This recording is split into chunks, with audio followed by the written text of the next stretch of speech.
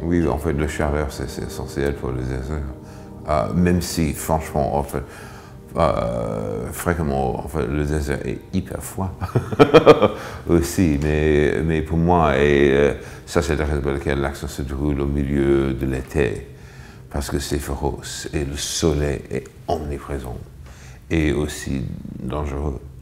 Et de plus en plus, après un certain moment dans le roman, c'est une question si elle peut survivre des événements. Et donc, ça devient un vrai cauchemar. Mais aussi, j'espère, un autre thème, le fait que, franchement, le Maroc que je dresse, je pense que c'est un portrait très sympathique, très actuel, très sympathique. Et aussi, surtout pendant une période quand, en fait, le gouffre entre le monde arabe et le monde occidental est immense. J'ai décidé d'essayer quelque chose un peu différent et positif aussi. Aussi avec Mirage, oui, j'ai commencé ma carrière comme romancier avec, pas exactement des polars, mais des polars psychologiquement denses. Ici, c'est la même chose. Tout le monde m'a dit qui a lu en fait des épreuves, en fait, le roman est très Hitchcockien. On va tourner les pages, ça c'est sûr. Et parce qu'il faut découvrir qui va passer maintenant. Et aussi parce que c'est un roman avec beaucoup de surprises, très noir, très très noir. En même temps, deux modèles pour moi, c'était Paul Bowles et son chef-d'œuvre, Un thé au Sahara, qui était filmé par Bertolucci, mais aussi les romans de Patricia Highsmith, qui sont psychologiquement très denses, très tendus, et aussi le fait que peut-être la plus grande trahison, c'était ne comprendre pas en fait quelqu'un d'autre, voir en fait le mirage de quelqu'un et pas la vérité de quelqu'un. Si on peut voir la vérité de quelqu'un, ça c'est une grande question existentielle.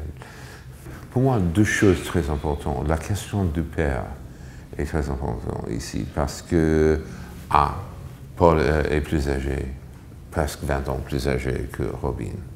Mais B, le père de Robin, c'était un homme de charme, un joueur, mais aussi un homme pas responsable, très freudien. Donc, quand Paul, oui, franchement, elle a épousé un miroir de son père, mais aussi son père, il est mort en fait très jeune, en infarctus, après un échec. Et quand Robin a découvert en fait la trahison immense, et Paul a disparu, elle est coupable, même si ce n'est pas sa faute, mais elle est complètement coupable et elle doit sauver Paul, parce que ce n'est pas possible pour elle de sauver son père. Et psychologiquement, je pense que ça marche très bien. La question des échecs dans la culture américaine, en fait, un échec, ça c'est le vrai péché mortel. Toujours le succès, le succès, le succès. Ça c'est le drogue américain et ça c'est aussi, je pense, une des raisons pour lesquelles que la société américaine reste une société très violente aussi. Parce que, en fait, l'ombre des échecs, c'est horrible. Mais aussi, en fait, dans ce roman, en fait, il y a un autre père, le chauffeur, qui arrive à la fin du roman, un Marocain, qui aide Robin. Je ne vais pas expliquer, parce que d'expliquer ça, je vais gâcher beaucoup de choses.